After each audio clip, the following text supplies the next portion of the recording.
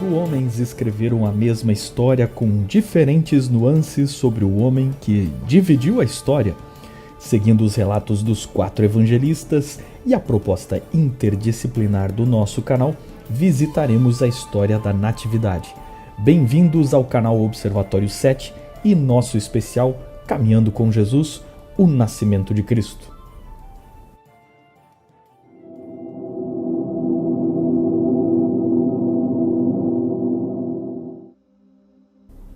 Os evangelistas contam que este menino já existia antes de ser formado no ventre de sua mãe. Quando João capítulo 1 diz que no princípio era o Verbo, está identificando-o com o no princípio de Gênesis capítulo 1, verso 1. Aquele que estava com Deus era Deus.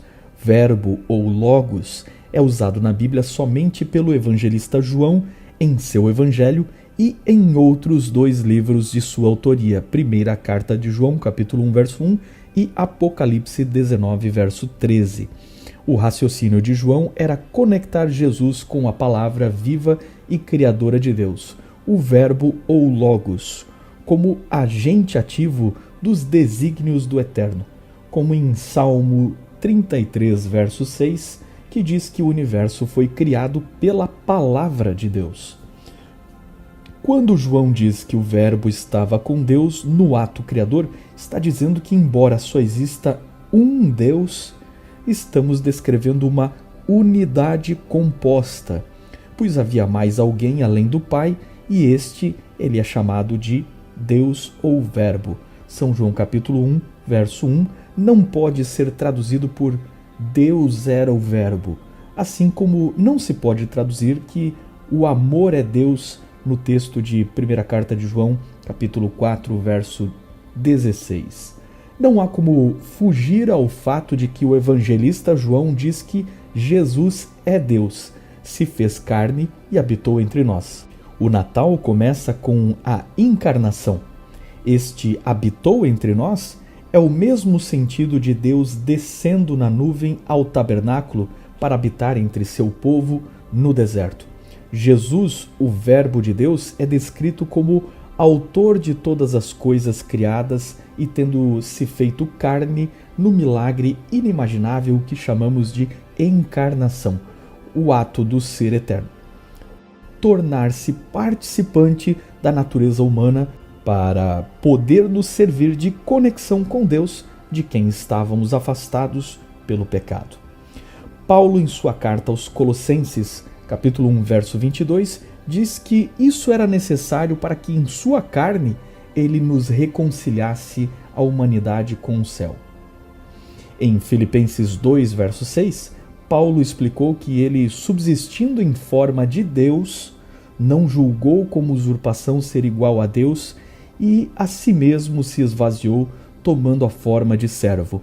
Este aspecto impensável aos mestres judeus de que Deus os visitaria na forma humana, já era predito pelo profeta Daniel, quando ele é chamado de Filho do Homem e comparece diante do Ancião de Dias, e pelo próprio fato de que Davi chama seu descendente, o Messias, de Meu Senhor no Salmo 110, verso 1, mostrando que aquele que dele nasceria seria anterior ao próprio rei Davi e maior do que ele.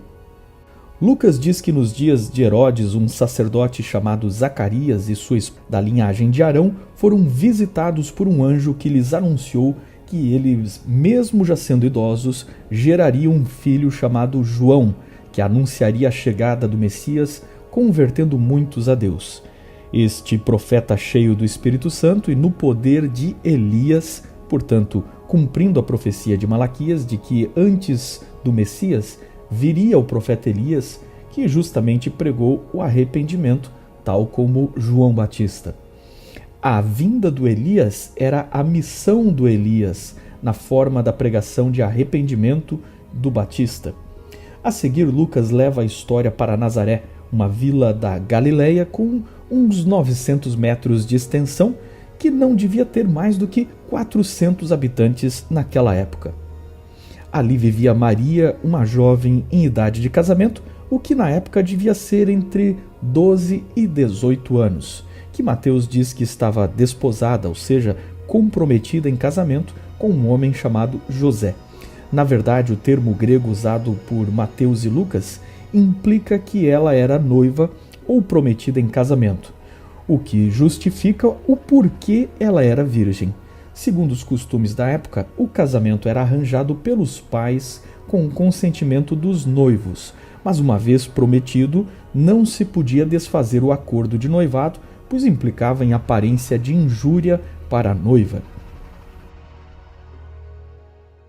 Ela foi visitada por Gabriel, nome do anjo que significa homem forte de Deus, o que sugere um tipo de primeiro-ministro do céu, pois sua descrição, assisto diante, indica os oficiais dos palácios do passado. Ele é o anjo da profecia que traz mensagens no livro de Daniel. A anunciação a Maria revela que ela conceberia um ser gerado pelo Espírito Santo e por isso o menino que nasceria seria chamado de Filho de Deus.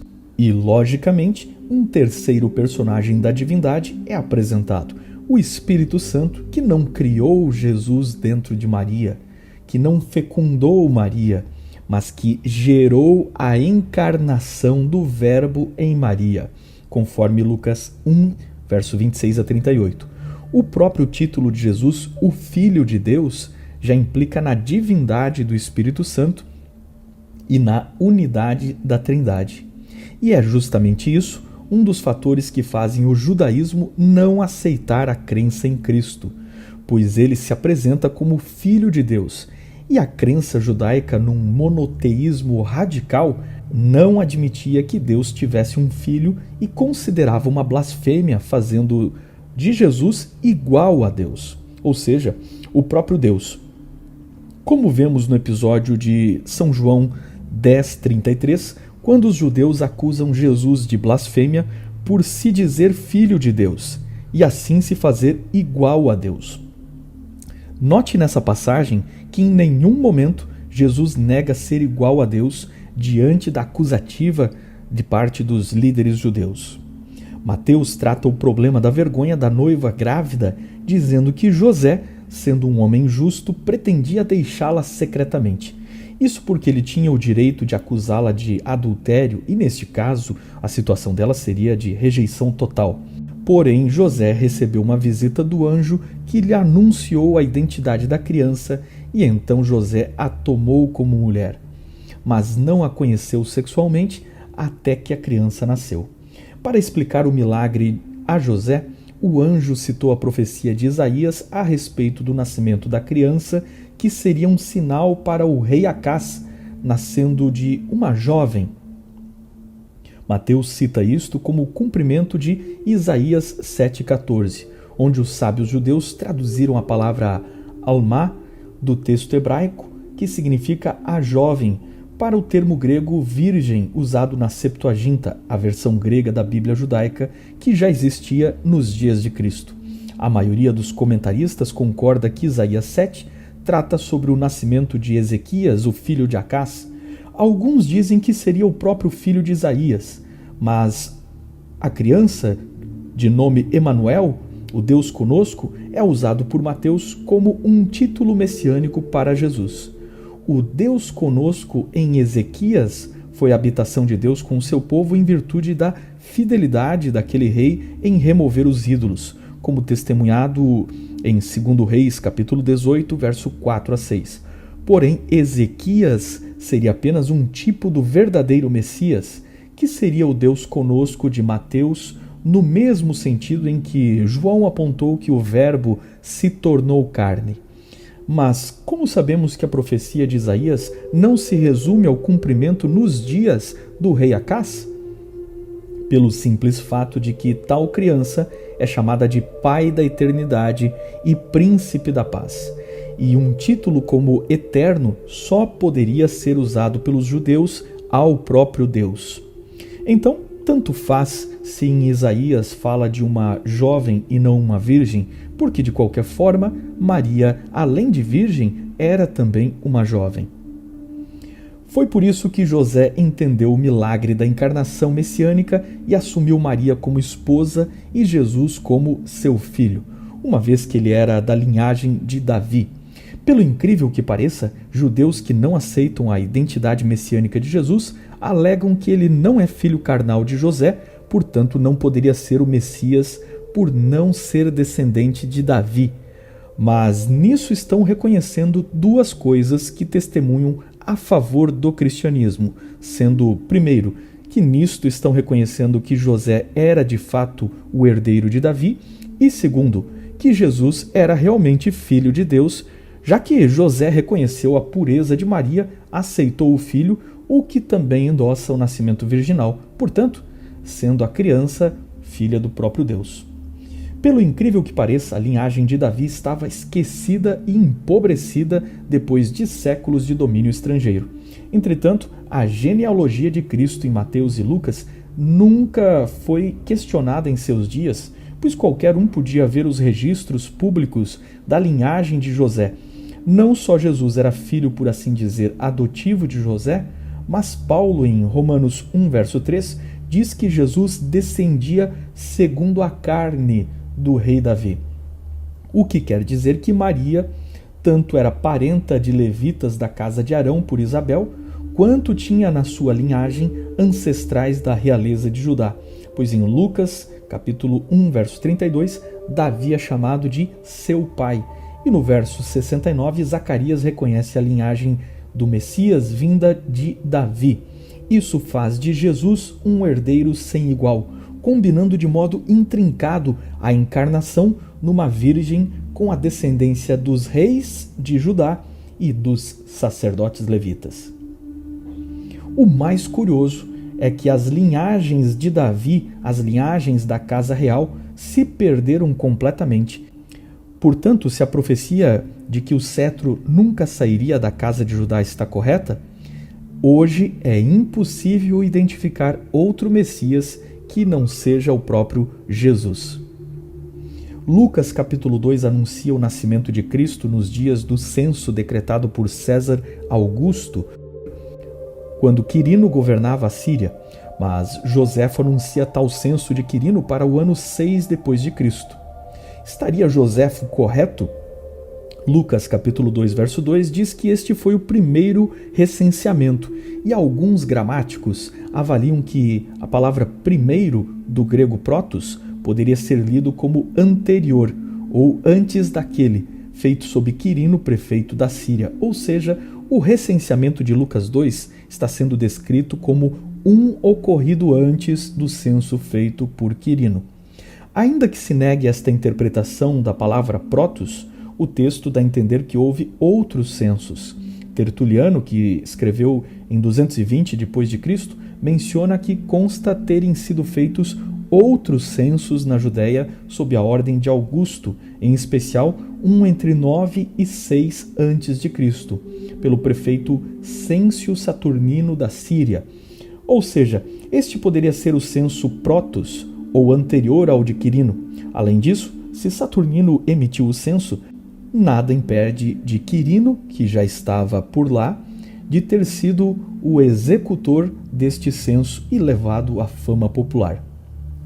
Seja como for, é quase nula a chance de Jesus ter nascido no Natal, comemorado pelos cristãos ocidentais no dia 25 de dezembro. No hemisfério norte, o inverno ocorre nos meses de dezembro, janeiro e fevereiro de cada ano, e não faria sentido que pastores estivessem com rebanhos nas colinas da Judéia, lugar imensamente frio nesta época. Aliás, em Jerusalém chega a cair neve no inverno, em outros lugares chove forte. Pastores com seus rebanhos é algo que ocorre durante o outono ou a primavera. Também seria uma época imprópria para a jornada de uma grávida percorrendo mais de 100 quilômetros de Nazaré até Belém. É muito difícil dizer o dia do nascimento de Cristo, mas a época pode ser deduzida comparando os dados fornecidos pelos evangelistas, o calendário judeu e 1 Crônicas, capítulo 24, verso 10, que estabelece os turnos sacerdotais, dividindo por Davi em 24 turnos de 15 dias. Lucas diz que Isabel ficou grávida de João Batista quando seu marido estava oficiando no turno de Abias, que através de crônicas sabemos ser o 8º turno. Se eram 2 turnos por mês e o calendário judeu começava no mês de Nissan, equivalente ao nosso março-abril, portanto, o 8º turno, o que seria o tempo do anúncio do nascimento de João Batista e início da gestação de Isabel, equivaleria ao mês de Tamuz, o nosso mês de julho. Uma vez que sabemos que João Batista teria nascido por volta de Nissan, março-abril, e que Maria ficou grávida quando Isabel estava no 6º mês de gravidez, é fácil deduzir que Maria ficou grávida no mês de Tibete, nosso dezembro ou janeiro, e que 9 meses depois, no mês judeu de Etanim, equivalente ao nosso setembro e outubro, Jesus teria nascido.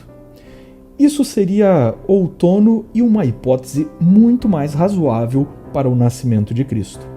O famoso 25 de dezembro foi estabelecido pela Igreja Católica no ano 525, segundo alguns pelo Papa João I, reconhecendo a tradição que remontava aos cultos solares na época do imperador Constantino.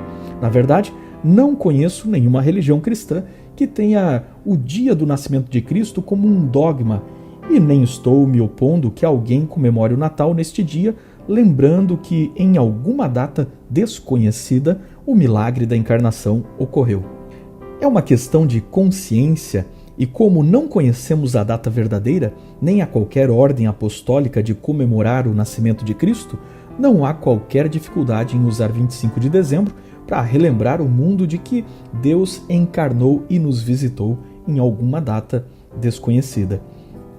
Quanto ao mais, não havendo revelação bíblica, não se toma este dia como uma ordenança ou mandamento, mas também é muita inocência dizer que é uma data pagã, uma vez que, assim como o cristianismo transformou o vergonhoso símbolo da cruz em símbolo de amor, também é capaz de apoderar-se de elementos da cultura humana e torná-los numa lembrança de que Cristo enviou seu Filho a este mundo. O Natal sempre é uma oportunidade de evangelização.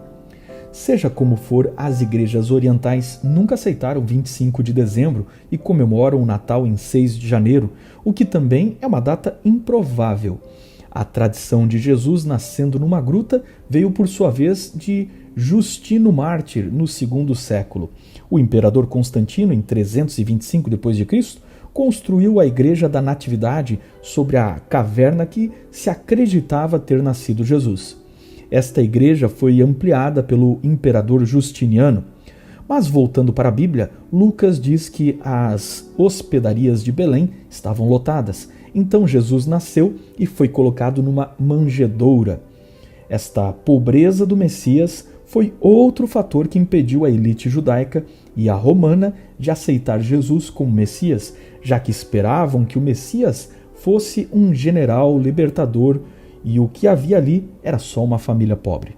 Veja o que Tácito, escritor romano, disse aos seus compatriotas, abre aspas, muitos estavam persuadidos de que constava nas antigas profecias que por este tempo o poder do Oriente subiria e da Judéia viriam os dominadores do mundo, fecha aspas. Os romanos aplicaram esta profecia a Vespasiano e Tito, que se tornaram imperadores depois de voltar da Judéia. Mas eles conheciam a tradição de que da Judéia viria um poder para governar o mundo.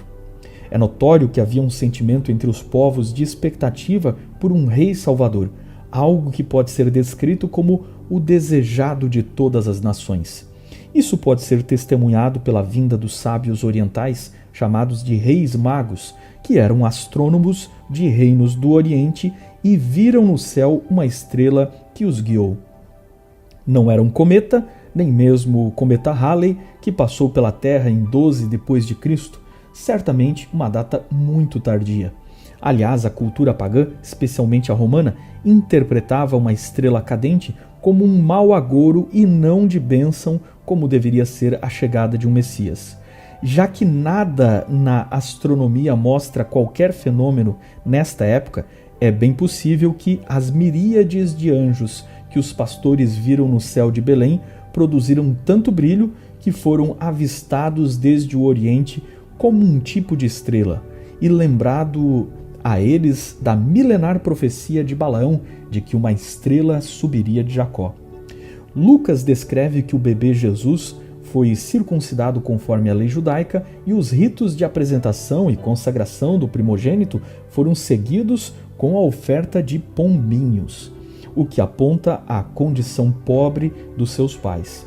Na ocasião, o menino foi reconhecido por 2 profetas, Simeão e a idosa Ana, pessoas religiosamente respeitadas, mas mais uma vez o menino foi ignorado pelos sacerdotes e escribas que viram os registros da família do menino, conheciam as profecias e nada perceberam. O interesse dos evangelistas é mostrar como as aspirações políticas dos líderes da nação os cegaram completamente da reforma espiritual que seria proposta ao mundo. Mateus vai da anunciação a José para a visita dos magos, pois seu objetivo é atestar que até estrangeiros reconheceram o que o próprio povo de Jesus não reconheceu. Um longo intervalo já havia ocorrido desde a natividade lá na estrebaria, pois no relato de Mateus a família já está numa casa em Belém. Mateus capítulo 1, verso 11. Ou seja, as figuras de presépio onde magos estão junto com os pastores na estrebaria adorando o menino Jesus estão totalmente incorretas. Quando os magos encontraram a família, Mateus usa a palavra menino, do grego to paidion, para distinguir do grego to brephos, que significa criança ou bebê, como em Lucas 2, verso 16. É notável que a incerteza de Herodes a respeito da idade da criança o fez mandar matar crianças de 2 anos para baixo. É óbvio que José não quis voltar de imediato a Nazaré com medo de Maria e o bebê serem difamados. Eles ficaram algum tempo em Belém e é nesse interim que chegam os magos. Não sabemos quantos eles eram e se deduz 3 devido aos 3 presentes. Mas há tradições orientais de que eles eram 12. Os nomes dos reis magos, Belchior, Gaspar e Baltazar, são apenas lendas posteriores, sem nenhuma base na Bíblia ou na história. Mas as ofertas deles, ouro, incenso e mirra, parecem corresponder aos produtos do Oriente descritos no Salmo 72, quando Salomão descreve o reino do Messias que olharia para os pobres, para os necessitados e teria misericórdia dos fracos. Seria visitado pelos reis do Oriente que trariam ouro de Sabá, como é dito no Salmo, país do sul da Arábia, e que os reis da terra reconheceriam e se prostrariam diante dele. O judaísmo entre os sabeus e os etíopes já era conhecido desde a era de Salomão, e é possível que eles aguardassem este momento, tendo conhecimento da profecia através do próprio Salomão e passado de geração em geração. A menção de Mateus ao fato de que os magos disseram para Herodes que vieram para adorá-lo, mais uma vez denuncia ao leitor judeu a origem divina de Jesus, pois judeus não aceitam adorar ou se prostrar diante de qualquer outro senão o próprio Deus. Mateus disse que Herodes, agindo hipocritamente a fim de descobrir o paradeiro da criança, pediu para que fosse informado de sua localização para também ir adorá-lo. E finalmente o texto diz que os magos, chegando na casa onde estava o menino, o adoraram. Maria e José não fizeram objeção, mostrando que claramente entendiam a natureza divina de Jesus. Só o fato de Mateus, um judeu, escrever seu evangelho para os judeus e enfatizar 3 vezes a palavra adoração e descrever que José e Maria, judeus que seguiam os rituais do templo, não objetaram a adoração de seu filho, já deixa claro que Mateus e os primeiros cristãos entendiam que aquela criança era o próprio Deus encarnado. Mateus diz que quando Herodes questionou os sacerdotes e escribas onde deveria nascer o Messias, eles citaram Belém, segundo a profecia de Miqueias. E Herodes, não recebendo mais notícias dos magos que, alertados por um anjo, se desviaram dele, enviou soldados para matar as crianças de Belém. Isso combina muito com Herodes, cuja história diz que matou seus próprios filhos de tão paranoico. Contanto que só Mateus relate o massacre, não devemos nos surpreender do desconhecido registro, pois Belém não tinha mais do que 1000 habitantes, do que podemos deduzir uma média de 20 a 30 criancinhas que foram injustiçadas e chacinadas pelo tirano, e sem dúvida faria questão de apagar este crime dos registros. Alertados por um anjo, a família tomou os presentes e financiou sua fuga para o Egito, onde havia inúmeras comunidades judaicas, e lá ficaram até a morte de Herodes. Ao Mateus citar a profecia de Oséias, que diz respeito ao êxodo, nada mais faz do que mostrar que Mateus, como um judeu, via a história de Israel e de Moisés como uma tipologia de Cristo, assim como Moisés anunciou que depois dele viria um grande profeta. Jesus é o sentido pleno da história de Israel, ou seja, a história de Israel é um ensaio do que seria a própria história de Jesus. Jesus, ao tornar-se Cristo, termo grego para Messias, é a divisão da própria história visitada por seu máximo autor. O atual sistema cronológico, dividido em antes e depois de Cristo, surgiu no século VI, quando o monge Dionísio, o Exíguo, resolveu datar as coisas a partir do nascimento de Cristo. Assim, atribuiu o 1º de janeiro do ano 1 depois de Cristo ao 46º ano do calendário reformado de Júlio César, equivalente ao ano 753 da fundação de Roma. Ocorre, no entanto, que Dionísio cometeu um erro de quase meia década que perpetuou-se nos calendários seguintes. Somente no século XVI, Varro, outro monge cronologista, percebeu o deslize de Dionísio. Mas aí já era tarde demais e ninguém achou que valia a pena mudar tudo. Resumidamente, a maioria dos historiadores data a morte de Herodes por volta de 29 de março e 11 de abril do ano 4 a.C., pois Flávio Joséfo diz que Herodes o Grande morreu próximo a uma festa da Páscoa e um eclipse, que os astrônomos podem rastrear entre 12 e 13 de março do ano 4 a.C., enquanto a Páscoa caiu naquele ano em 11 de abril. Portanto, o real nascimento de Cristo tem que ter sido antes do ano 4 a.C.